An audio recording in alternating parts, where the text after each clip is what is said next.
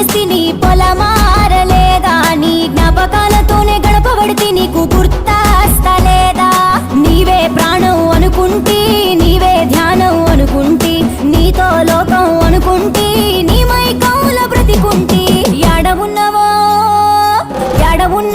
ఎన్నెల బావనే యాదిలేనా ఏ తాట ఉన్నవో బంగారు ఒకసారైన రావా